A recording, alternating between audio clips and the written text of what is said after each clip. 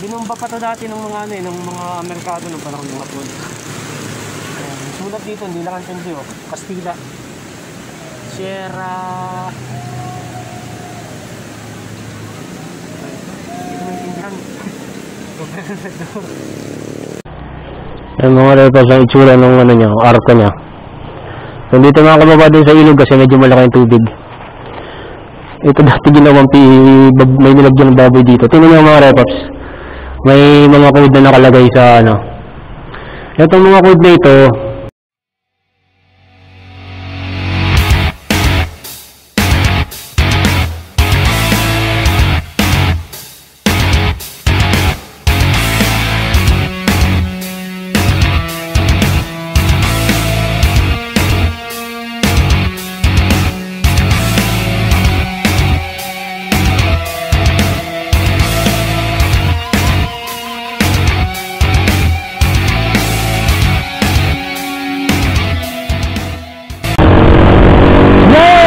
mga repaps, nagbabalik ka naman sa Side Moto para sa panibagong adventure.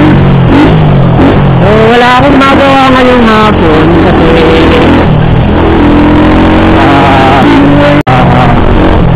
nakaano lang ako sa bahay. Kanina na-mingwit lang ako sa ilog, wala man na akong mingwit. Tapos yung hapon ng video sablay na naman, walang audio. Kung ako bakit, nagluko yata yung saksakan. Nabasa kasi ito nung isang araw na malakas ang ulan. Nagluko yung saksakan ng mic, external mic. So ngayon, wala na akong pang-upload. Sabi, hindi na ako nakapag-upload. Mag-ano ako ngayon ng content. Hanap tayo ngayon ng content, na magandang content. So baka ano ko na yung Malagundong Bridge. Punta tayo ngayon sa Malagundong Bridge. Medyo maaga pa naman. Alas 5 na yata. Alas 5 na. Ano ba naman yan? Anong kalokohan yan? Matang na mo ba?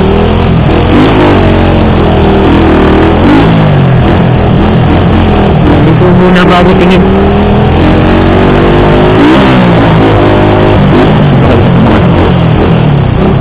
Nangyari sa inyo pala si Rani sa kayo eh.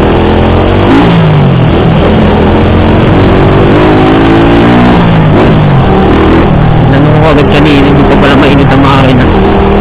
Tagal nga pala itong talay.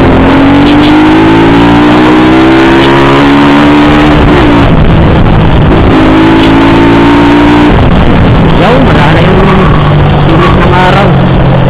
Kapag kung hindi umulan, magandang balita in the first time ngayong linggo ito. May ginsik ang baho, manong pala to. Ano na naman? Wala akong maka-overtake kasi ang baho.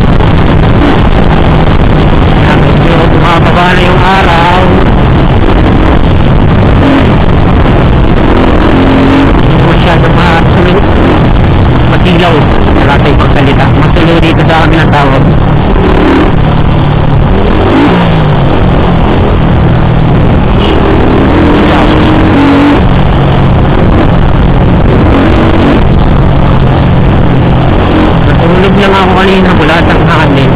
Nantok ako nang makakain ng tanghalian. Natulog ako. Nagising ako. Let's go ako na.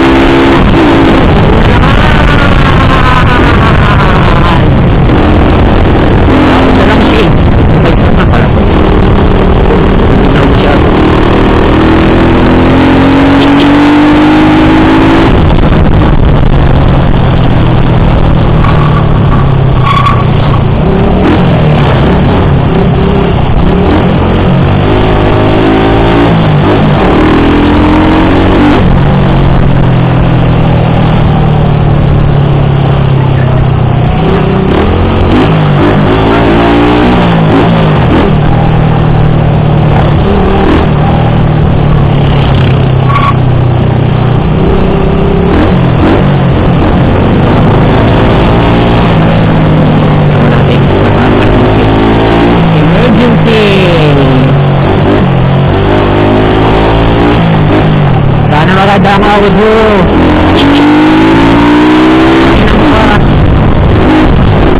Baka natin ito.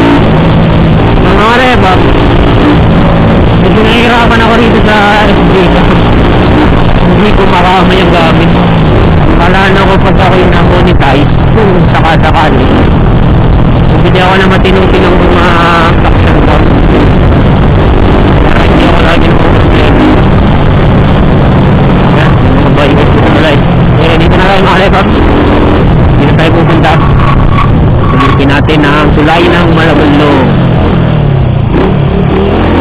Tayo kapag bawal pumasok ang sasakyan sa nasasakupan ng tulay. Ewan ko lang ang motor. Hindi kasi nakapasok eh. So i-check muna natin ang ating camera. Okay. 3 bar. Yes, recording.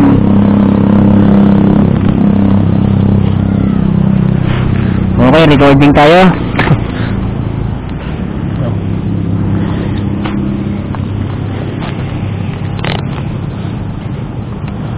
O mga repaps, ito ang tulay ng Malagunlong Bridge.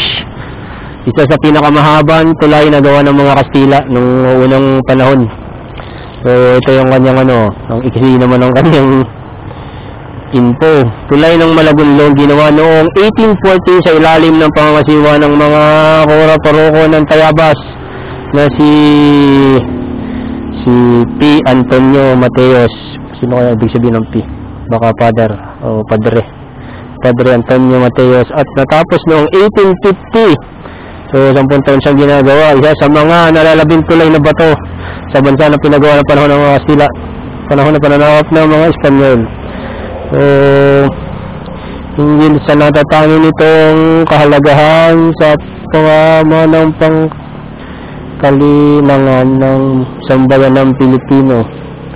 Ang mga nasa makasaysayan tulay ng Tayabas, Quezon ay pinabilang pambansang yamang pangkalinangan ng pambansang museo ika-12 ng Agosto 2011. So ito ang Puente de Malagunlong. Ito pala may dito, may info.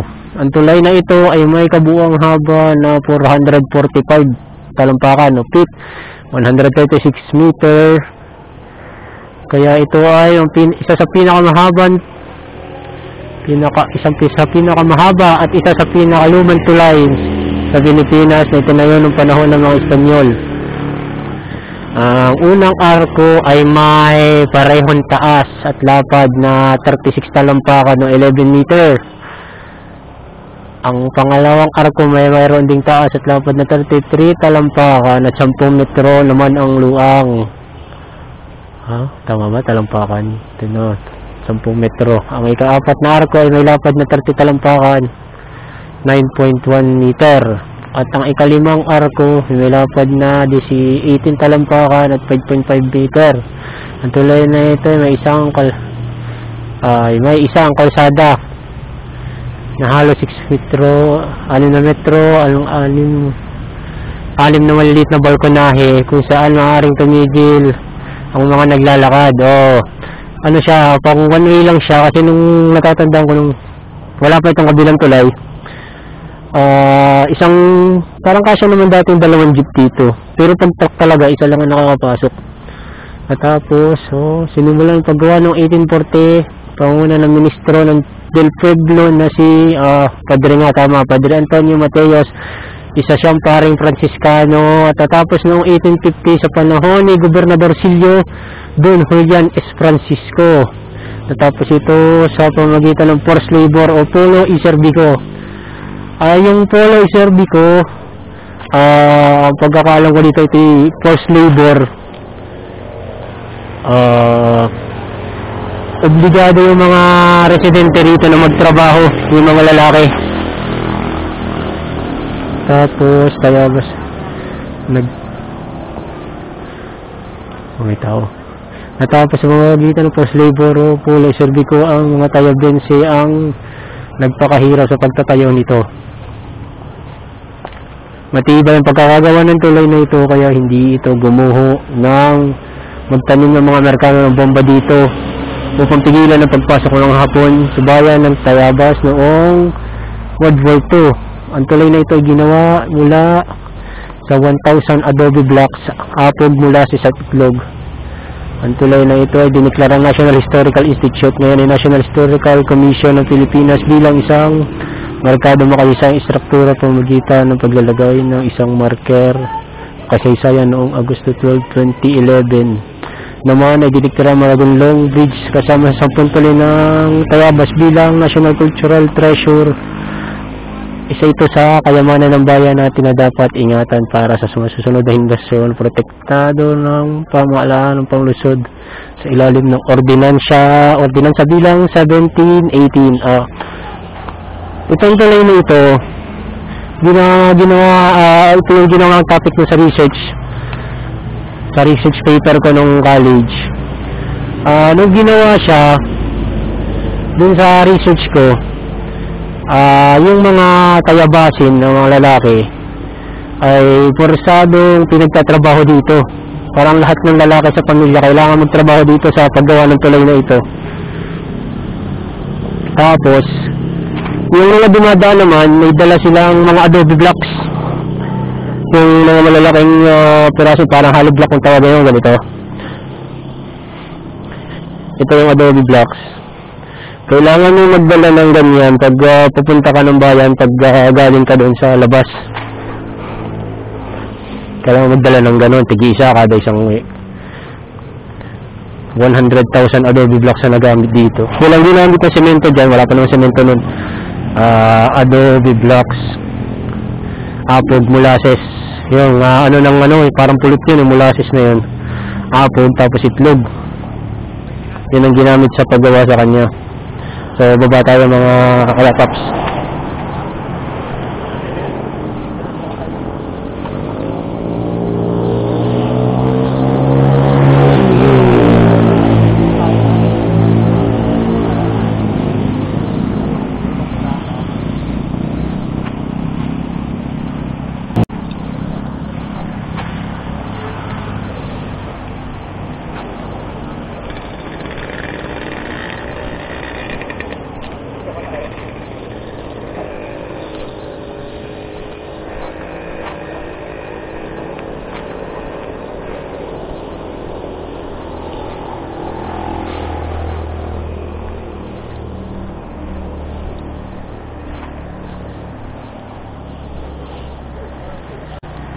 Yung mga repas ang itsura ng arko niya.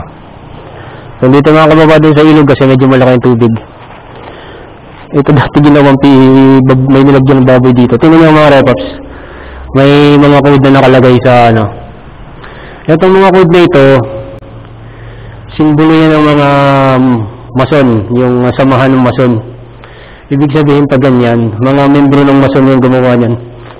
Hindi ko lang alam kung ano ibig sabihin, may mga letter kasi. Ito kasi simbolo ng mason. Ito di ko alam kung anong itsura na ito. Yung mga letter B, yung simbolo ng mason. Masonic. Ito. Hindi ko alam kung ano tawag yan. Yan, makikita mo yung mga ano niya. Yun, may aso. Chuchu! Yan, ang dami mga code dito. May mga code yan eh. Hindi ko alam kung ano ibig sabihin yan. Pero ngayon ko lang din napansin yun, kasi nung nababa ko dito, wala naman akong pakialam dyan, nung bata pa ako. Nung napanood ko dito sa kay Cara David, sa dokumentary ni Cara David, yun, saka ako nalaban na may mga ano, pati yung ibang mga tulay na luma rito, may mga ganyan. Parang code nila yan, ng mga Masonic. So, dito tayo sa kabila. Hindi ko na kung nagre-record pa. Nagre-record pa ba?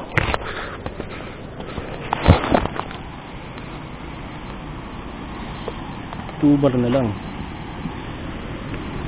So, patayin ko muna mga repops tong action cam. Cellphone muna ang gagamitin ko. So, yun nga mga repops. Nandito tayo sa ilalim ng tulay. So, dun sa ano, ayun ang itsura niya. Dito pala yung ilaw ng aking motor. Dito tayo sa baba. Dito tayo repops sa baba. Naliligo pa.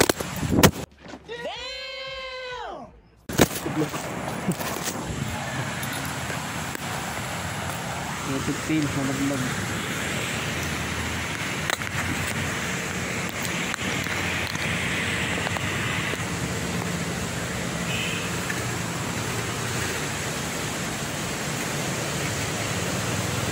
Hindi lang tayo mga kababa kasi malaki yung tubig. Ito yung kabuuan ng tulay. Ito na po siya kabuuan ng tulay, hindi pinapakita. Mga repops. So, ito yung pinakamahabang tulay na ginawa ng mga Espanyol noong panahon ng Kastila. Hindi pala Kastila ang gumawa, Pilipino pala. Sila lang yung namahala. So, itong tulay na ito yung ginamit na logo ng bayan ng Tayabas dun sa kanilang bagong logo. Kasi sinisimbolo ng tulay na ito yung tibay ng Tayabasin. Ito yung bagong tulay. Yan yung kasalukuyan dinadaanan. Akyat tayo dito sa ibabaw. Ang tarik.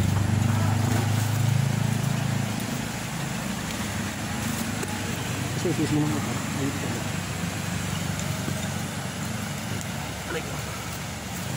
Taas. Mga repops, dito nung wala pa yung isang kalsada, dito dumadaan yung mga truck, mga jeep. Isipin nyo, yung malalaking truck dito dumadaan. Napakalungan na nito tulay na ito. Ito pala mga repops, ang purpose pala nitong ito. Nitong parang balkonahing ito. Kapag may dumadaang sasakyan, dito sila tumatabi, mga taong naglalakad. Yan, lalim. Dito sa balkonahing to, ayan. Sa kabila meron din. Yan. Diba? Meron dito sulat eh.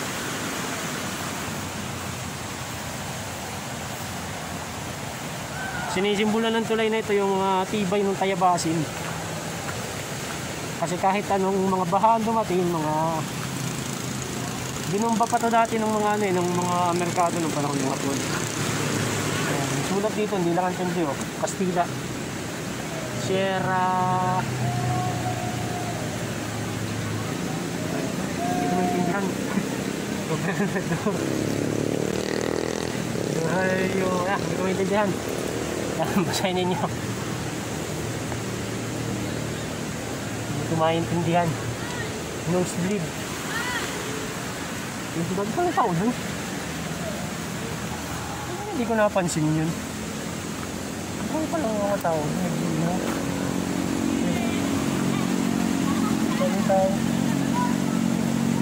Ang dami repops tao sa baba. Nakita ko lang yung mga bikers.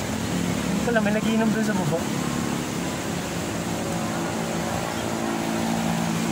Pagka summer mga repop, ang dami rin sa kabila. Ang dami nga punta rin sa nagpipiknik.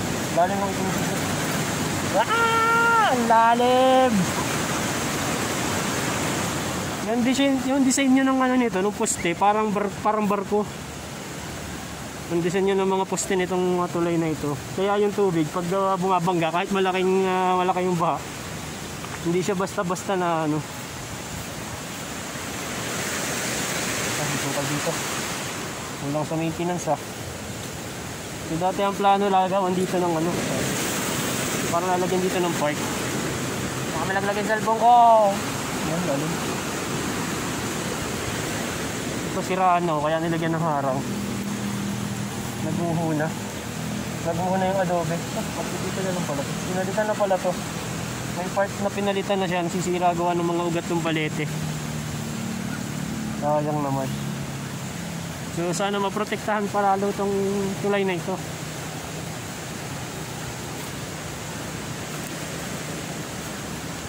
Kasi napakadalang ng ganitong tulay na daang taon ng edad. Napakatibay pa rin. Yan mga repaps. So tingnan kung gaano kahaba. So naalala ko nga pala, dito sinuting yung Kayo na Maha Tina Rayburn Cruz dati, Spirits. Ito yung ano, yung tinatawiran papunta doon sa kabilang mundo ng mga ikanto. Dito yun. Yan ang haba. Ngayon pa rin lang ako nakapaglakad-lakad dito ng matagal. Kasi dati, doon kami sa ilalim napunta. Naglalangoy lang kami. Saka nung may activity kami sa ano, nung high school pa yun, natagal na. Sa UNESCO. Yun, nagsukat kami dyan sa ilalim. Hindi naman nila na ipaliwanag yung mga, kasi basta ano, basta sasama lang ako sa activity nun eh. Hindi naman na ipaliwanag yung tungkol dun sa mga marker na yun. So yun nga. Tapos isa pa, ano pa bang meron dito? Yung mga kwento dati dito na ano, nung high school kasi ako, nagko-conductor ako.